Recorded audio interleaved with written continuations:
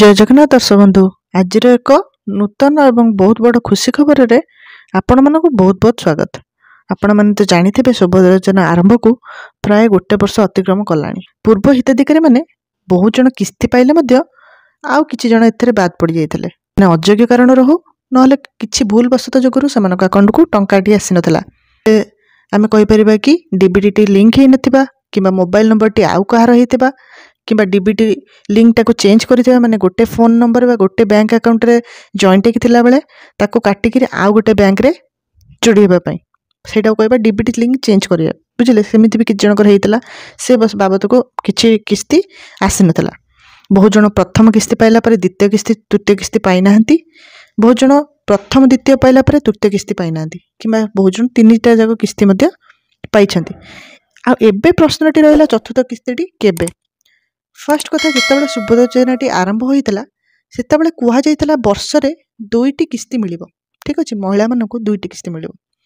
ଗୋଟେ ହେଉଛି ଆମର ଓମେନ୍ସ ଡେରେ ବା ମାର୍ଚ୍ଚ 8 ତାରିଖରେ, ଆଉ ଗୋଟେ ହେଉଛି ରକ୍ଷାବନ୍ଧନରେ। ଏଇ 2ଟି ପର୍ବ ବା ଆମେ ଡେଟ୍ କହିପାରିବା ଯେଉଁଥିରେ ଆମକୁ ସୁଭଦ୍ରା ଯୋଜନାର ପଇସାଟି ମିଳିବାକୁ ଯାଉଥିଲା।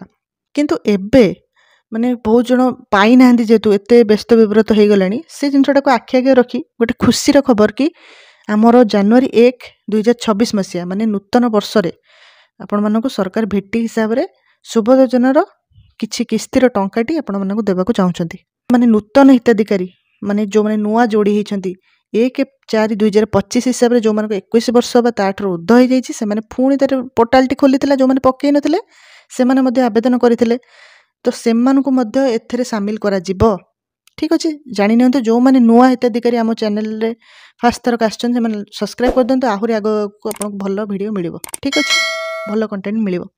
ତ ମେନ୍ ଜିନିଷ ହେଉଛି ସେମାନଙ୍କୁ ଟଙ୍କାଟି ମିଳିବ କି ନାହିଁ ନୂତନ ହିତାଧିକାରୀକୁ? ମିଳିବ ଆଜ୍ଞା, ଯଦି ଆପଣଙ୍କ ଡିବିଟି ଲିଙ୍କ ଥିବ ଆଉ ସବୁ ଡକୁମେଣ୍ଟରେ ଆପଣଙ୍କର ଠିକ୍ ଡିଟେଲ୍ସ ଭରା ହେଇଥିବ। ମାନେ ଏମିତି ନାହିଁ କି ଆପଣଙ୍କର ଏଥିରେ ଗୋଟେ ନା ସେଥିରେ ଗୋଟେ ନା, ଏଥିରେ ଗୋଟେ ଫୋନ୍ ନମ୍ବର ସେଥିରେ ଗୋଟେ ଫୋନ୍ ନମ୍ବର, ମାନେ ଯେମିତିକି ରାସନ କାର୍ଡ଼ରେ। କାହିଁକିନା ଏଥିରେ ଆପଣଙ୍କ ରାସନ କାର୍ଡ଼ଟି ଥିବା ଦରକାର। ନୂତନ ହିତାଧିକାରୀ ପାଇଁ କହୁଛି, ଯେଉଁମାନେ ପୁରୁଣା ତ ସେମାନେ ଜାଣିଥିବେ, ମୁଁ ଅଲରେଡ଼ି ଏ ଭିଡ଼ିଓ କରିସାରିଛି। ଯଦି ଆପଣ ନୂଆ ଲୋକ ଦେଖିନାହାନ୍ତି, ଆମ ପୂର୍ବ ଭିଡ଼ିଓଟିକୁ ଯାଇକରି ଆପଣମାନେ ଦେଖିପାରିବେ କି କ'ଣ ଦରକାର। ଫାର୍ଷ୍ଟ କଥା ଡିବିଟି ଲିଙ୍କ, ଠିକ୍ ଅଛି। ସେକେଣ୍ଡ କଥା ଆପଣଙ୍କର ଫୋନ୍ ନମ୍ବରଟି ସେ ଠିକ୍ ଥିବା ଦରକାର, ମାନେ ଆପଣଙ୍କ ଆଧାରରେ ଯେଉଁ ଫୋନ୍ ନମ୍ବର ବ୍ୟାଙ୍କରେ ସେଇ ଫୋନ୍ ନମ୍ବର, ଠିକ୍ ଅଛି, ସେମିତି ହେବା ଦରକାର। ସବୁ ଯୋଡ଼ି ହେଇକି ରହିଥିବା ଦରକାର। ଇଏ ଥିଲା ଆମର କଥା। ଆଉ ରହିଲା ପ୍ରଥମ ତାରିଖରେ ଯେଉଁ ଆମକୁ ମିଳିବ କିସ୍ତିଟା, ଚତୁର୍ଥ କିସ୍ତି, କେତେ କେତେ ଟଙ୍କା ମିଳିବ? ବହୁତ ଜଣଙ୍କୁ 5,000 ମିଳିବ ଆଜ୍ଞା। ବହୁତ ଜଣଙ୍କୁ 2ଟା ଯାକ କିସ୍ତି ଏକାଥରକେ ମିଳିବ 10,000 ଭେଟି। ପୁଣି କିଛି ଜଣଙ୍କୁ ଏକାଥରକେ 3ଟା କିସ୍ତି ମିଳିପାରେ ଆଜ୍ଞା। ମାନେ 5 ନୁହଁ 10 ନୁହଁ 15 ବି ମିଳିପାରେ। ତ ଏଥିରେ କିଛି ଗ୍ୟାରେଣ୍ଟି ଦେଇପାରିବାନି। ଯେଉଁମାନେ ନୂଆ ହିତାଧିକାରୀ ତାଙ୍କୁ ମୁଁ ଯେତିକି ଭାବୁଛି ସରକାର ମାନେ ପୁରୁଣା ହିତାଧିକାରୀ ସହିତ ଯୋଡ଼ିବାକୁ ଟ୍ରାଏ କରିବେ। ମାନେ ଏକାଠି କିସ୍ତି ଦେବା ପାଇଁ ଟ୍ରାଏ କରିପାରନ୍ତି, କାହିଁକିନା ତାଙ୍କୁ ସୁବିଧା ହେବ ଏକାଥରକେ ଦେବା ପାଇଁ। ଠିକ୍ ଅଛି, ମାନେ ଯେମିତି ପଞ୍ଚମ କିସ୍ତି ବେଳକୁ ସମସ୍ତେ ଏକାଠି ପାଉଥିବେ। ତ ଇଏ ହେଉଛି କଥା। ଆଉ ରହିଲା ଗୋଟେ କ୍ୱେଶ୍ଚିନ୍, ବହୁତ ଜଣ ମାନେ ସରକାର ଏଥିରେ ଯାଞ୍ଚ କରିବା ବେଳେ ବିଧାନସଭାରେ ମଧ୍ୟ ଏ କଥାଟି ଉଠିଥିଲା। ବହୁତ ଜିନିଷ ଯାଞ୍ଚ କଲା ପରେ ଜଣାପଡ଼ିଲା କି ବହୁତ ଜଣ ଆମର ଯୋଗ୍ୟ ହିତାଧିକାରୀ ଟଙ୍କା ପାଇନାହାନ୍ତି। ଅଯୋଗ୍ୟ ତ ପାଇଲେ ମାନେ ପାଇଯାଇଛନ୍ତି, ସେ ଅଲଗା କଥା। ଭାବନ୍ତୁ ଯେଉଁମାନେ ରିଏଲି ଯୋଗ୍ୟ, ମାନେ ଯେଉଁମାନଙ୍କୁ ଦରକାର ନିଡ଼୍ ଅଛି, ସେମାନେ ପାଇପାରିଲେ ନାହିଁ। ତ ସେଇ ଜିନିଷଟାକୁ କଥା ଆଖି ଆଗରେ ରଖିଲେ ଆମର ଉପମୁଖ୍ୟମନ୍ତ୍ରୀ ଶ୍ରୀମତୀ ପ୍ରଭାତୀ ପରିଡ଼ା କହିଛନ୍ତି କି ଏବେ ଆଉ କାହାକୁ ବାଦ୍ ଦିଆଯିବନି। ଯେଉଁ ଯୋଗ୍ୟତା ମାନଦଣ୍ଡ ହେଇଥିଲା ସିଏ ତ ଅଲଗା କଥା, ତାପରେ ସମସ୍ତଙ୍କୁ ଏଥିରେ ଟଙ୍କାଟି ମିଳିଯିବ। ଠିକ୍ ଅଛି, ଯେଉଁମାନେ ଯୋଗ୍ୟ ହୁଅନ୍ତୁ ଅଯୋଗ୍ୟ ହୁଅନ୍ତୁ ଦିଆଯିବ। ଅଯୋଗ୍ୟ ହେଲେ ପଛରେ ସେଇଟାକୁ ଦିଆ ହେଇକି ବାଦ୍ ହେଇପାରେ। କିନ୍ତୁ ଏବେ ଶୁଣାଯାଉଛି କି ଯେତେକ ବି ଆମର ମହିଳା ହିତାଧିକାରୀ 21 ବର୍ଷରୁ ଷ୍ଟାର୍ଟ ହୋଇ ଆରମ୍ଭ ହୋଇ 60 ବର୍ଷ ଯାଏଁ ଭିତରେ ରହୁଛନ୍ତି, ସେମାନଙ୍କୁ ଟଙ୍କାଟି ମିଳି ହିଁ ଯିବ। ଯଦି ଆପଣଙ୍କ ରାସନ କାର୍ଡ଼ରେ ଥାଉ ନା, ଏବେ ଶୁଣାଯାଉଛି, କିଛି ଗ୍ୟାରେଣ୍ଟି ଦେଇପାରିବେନି। ମାନେ ବହୁତ ମ୍ୟାକ୍ସିମମ୍ ଚାନ୍ସ କି ସମସ୍ତଙ୍କୁ ପଇସାଟି ମିଳିଯିବ। ସେଥିପାଇଁ ଜାନୁଆରୀ 1ଟାକୁ ଆପଣ 1 ତାରିଖଟିକୁ ଅପେକ୍ଷା କରନ୍ତୁ। ଆଉ ମନେ ରଖନ୍ତୁ, କାହାକୁ ସକାଳରେ ଫାର୍ଷ୍ଟ ହାଫ୍ରେ ମିଳିଯିବ ମାନେ 8ଟାରୁ 12ଟା ଭିତରେ, କାହାକୁ ମଧ୍ୟାହ୍ନ ଭୋଜନ ସମୟରେ ମିଳିବ, କାହାକୁ ରାତି ସନ୍ଧ୍ୟାବେଳେ ମିଳିପାରେ। ସେମିତି ଟେନସନ୍ ନେବେନି କି ତାକୁ ମିଳିଗଲା ମୋତେ ମିଳିଲାନି, ଆଉ ଏମିତି ହେଲାନି ସେମିତି ହେଲାନି। ତ ଟିକେ ୱେଟ୍ କରିଯିବେ 3-4 ଦିନ, କାହିଁକିନା ନୂଆ ବର୍ଷ ବି ସେଦିନ ଆପଣ ଜାଣିଥିବେ। ଯଦି ଏତେ ଜଣଙ୍କୁ ଟଙ୍କାଟି ଟ୍ରାନ୍ସଫର୍ କରାଯାଉଛି ଏତେ ବଲ୍କ ଆମାଉଣ୍ଟରେ, ତ ଭାବନ୍ତୁ କେମିତି ଆପଣଙ୍କୁ ପ୍ରୋବ୍ଲେମ୍ ହେଇପାରେ।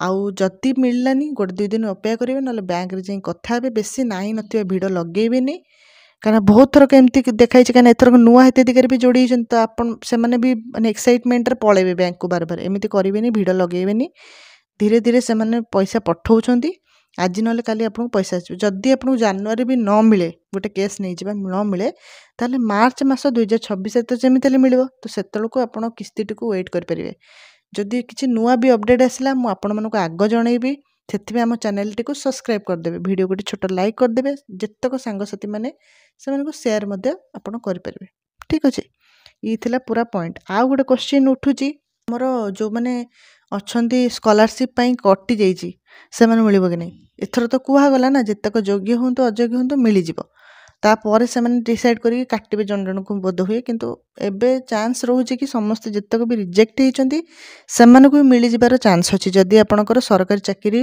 नहीं ठीक अच्छे कहीं सरकारी चाकरी को ऑलरेडी अतिरिक्त सेवा मिलूँ से यहाँ दबा ठीक भी नुह गवर्नमेंट हिसाब से तो वेट करूँ आमर 1 तारिख टी रहा बहुत बड़ खुशी खबर समस्त को नूतन वर्षर हार्दिक अभिनंदन आ समस्तर दुख कष्ट दूर हो जितक टंका आपन को मिलियार अच्छी माने किस्ती जो मानक 3टा किस्ती मिलनी एकाथरके मिल जाऊ चतुर्थ 4टा जाओ किस्ती भी मिल जाऊ खुशीर कथा एति मोर कामना आउ जदि आपको मिल जाए ताले आपण कमेंट रे निहात जणेबे आ केते जण आपण नूतन आवेदनकारी मुझे जानवा चाहूँगी से कमेंट रे निहात जणेबे वीडियोटी भल लगे गोटे छोट लाइक करिकी चैनल को सब्सक्राइब करदेबे धन्यवाद।